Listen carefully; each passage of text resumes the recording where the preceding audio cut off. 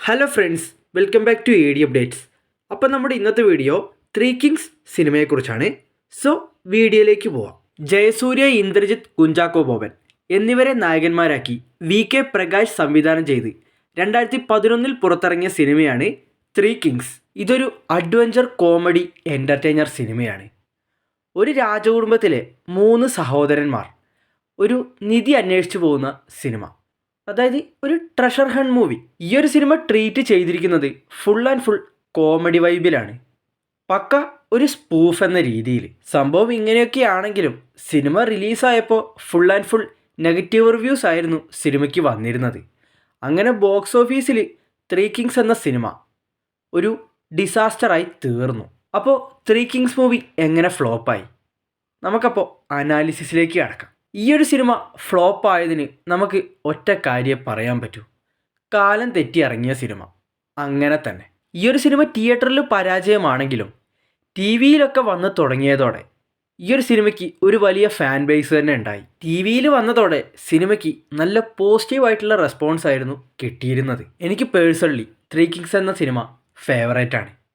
T വിയിൽ ഇപ്പോൾ വന്നാലും ഞാൻ ഈ സിനിമ ഇരുന്ന് കാണും. കാരണം ഇപ്പോൾ കണ്ടാലും ഈ ഒരു സിനിമയിലെ കോമഡീസ് ആയിക്കോട്ടെ എല്ലാം ക്രിഞ്ചായിട്ട് പോലും എനിക്ക് പേഴ്സണലി ഫീൽ ചെയ്യാറില്ല.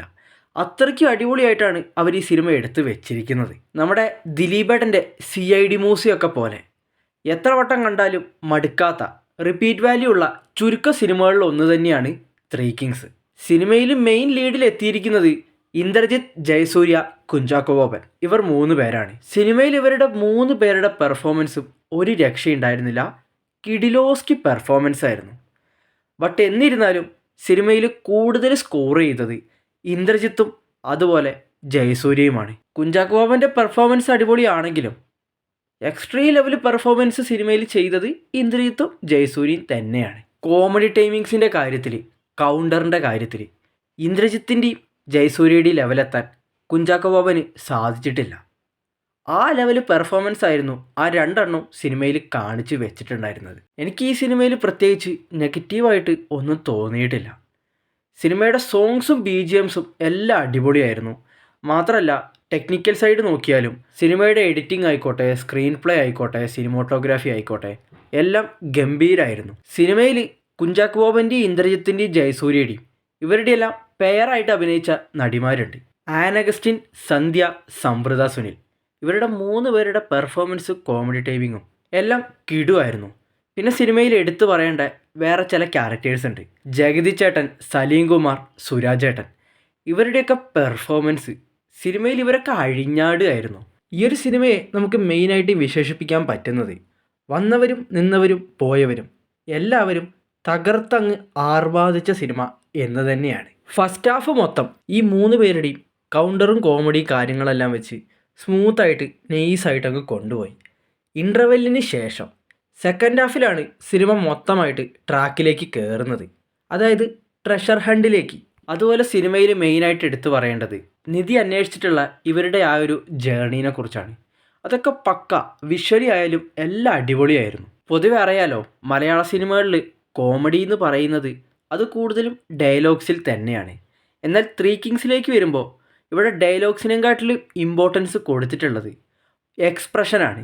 മെയിനായിട്ട് ഇന്ദ്രജിത്തിൻ്റെയും ജയസൂര്യയുടെയും എക്സ്പ്രഷൻസ് ഒരു രക്ഷയുണ്ടായിരുന്നില്ല. ഇതിൽ വീട്ടിൽ രാത്രി മോഷ്ടിക്കാൻ കയറുന്നൊരു സീനുണ്ട്, ലുട്ടാപ്പീൻ്റെ മാസ്കൊക്കെ അണിഞ്ഞിട്ട്. അവിടെയുള്ള കൗണ്ടറും കോമഡി സീൻസൊക്കെ ചിരിച്ചതിന് കയ്യും കണക്കും ഉണ്ടായിരുന്നില്ല.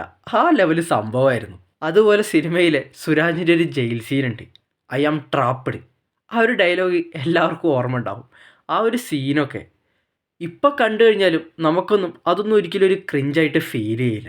സംഭവം 3 ബ്രദേഴ്സിൻ്റെ ട്രഷർ അന്വേഷിച്ചിട്ടുള്ള സ്റ്റോറി ആണെങ്കിലും 3 പേരും പരസ്പരം അങ്ങോട്ടും ഇങ്ങോട്ടും പണി കൊടുക്കുന്ന ഒരു സീനൊക്കെ ഒരു സോങ്ങിൽ കാണിക്കുന്നുണ്ട്. അതൊക്കെ എനിക്ക് പേഴ്സണലി നല്ല രീതിയിൽ കണക്റ്റായി.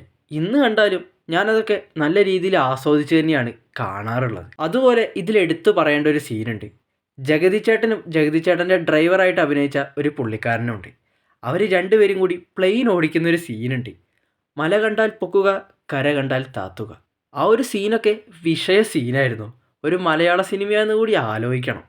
അവിടെയാണ് നമ്മുടെ സലീം കുമാറേട്ടൻ്റെ ഡയലോഗ്സ്, മെയിനായിട്ട് പുള്ളിയുടെ ആ ഒരു ഡയലോഗ് ഡെലിവറി പക്ക സൈലൻ്റായിട്ട് കാമായിട്ടുള്ള ആ ഒരു ഡയലോഗ് ഡെലിവറി വിഷയ സംഭവങ്ങളായിരുന്നു അതൊക്കെ. ഈ ഒരു സിനിമ ഫുൾ ആൻഡ് ഫുൾ എടുത്ത് നോക്കിയാലും എൻ്റെ ഫേവറേറ്റ് കോമഡി സീൻ എന്ന് പറയുന്നത് നമ്മുടെ ജയസൂര്യയുടെ ബിൽസിലെ സോങ്ങാണ്. ഒരു രക്ഷയില്ലാത്ത സംഭവമായിരുന്നു അതൊക്കെ. ജയസൂര്യയുടെ ഹെയർ സ്റ്റൈലായാലും എല്ലാം പൊളിയായിരുന്നു. സംഭവം ഒരു സ്പൂഫ് രീതിയിൽ ക്ലൈമാക്സ് വരെ പോയെങ്കിലും ക്ലൈമാക്സിലുള്ള ആ ഒരു ട്വിസ്റ്റും കൊള്ളായിരുന്നു. എനിക്കതൊക്കെ നല്ല രീതിയിൽ കണക്റ്റായി. അതായത് ഇവർ ആ ട്രഷർ അന്വേഷിച്ച് പോകുമ്പോൾ അത് ശരിക്കുമായിട്ടുള്ള ഒരു ട്രഷറിൻ്റെ സംഭവം ആയിരുന്നില്ല, അതൊരു പ്രോഗ്രാമിൻ്റെ ഭാഗമായിട്ട് ഇവരെ പറ്റിക്കുകയായിരുന്നു എന്നുള്ള ഒരു ട്വിസ്റ്റ് അവിടെ റിവീൽ ചെയ്യുന്നുണ്ട്. അതും കൊള്ളായിരുന്നു.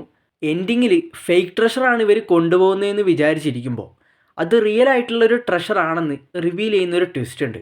അതും അടിപൊളിയായിരുന്നു. പിന്നെ സിനിമയിൽ മെയിനായിട്ട് പറയാൻ വിട്ടുപോയൊരു കാര്യം, സിനിമയുടെ സ്റ്റാർട്ടിങ് തന്നെ ആ ഒരു രാജകാലഘട്ടമാണ് കാണിക്കുന്നത്.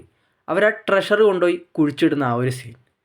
സോ ആ ഒരു കാലഘട്ടം കാണിക്കുന്ന സീനെല്ലാം വിഷ്വലി ആയാലും ഗംഭീരമായിട്ട് തന്നെയാണ് അവർ ചെയ്ത് വെച്ചിട്ടുള്ളത്. എനിക്കെന്തായാലും ഈ ഒരു സിനിമ അർഹിച്ച വിജയം കിട്ടാതെ പോയ ഒരു സിനിമയായിട്ടാണ് പേഴ്സണലി തോന്നിയിട്ടുള്ളത്. എപ്പോഴൊക്കെ ഈ ഒരു സിനിമ ടി വിയിൽ വരുന്നോ അന്നൊക്കെ എൻജോയ് ചെയ്തു തന്നെയാണ് ഈ ഒരു സിനിമ കണ്ടിട്ടുള്ളത്.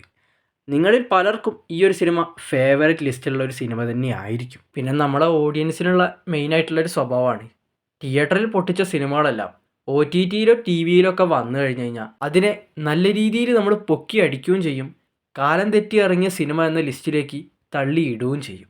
അതുതന്നെയാണ് ത്രീ കിങ്സ് എന്ന സിനിമയ്ക്കും സംഭവിച്ചത്. പിന്നെ വേറൊരു കാര്യം കൂടിയുണ്ട്, എത്രയൊക്കെ കോമഡി സിനിമയാണെന്ന് പറഞ്ഞാലും സിനിമയുടെ മെയിൻ ജോണർ എന്ന് പറയുന്നത് ട്രഷർ ഹണ്ടാണ്.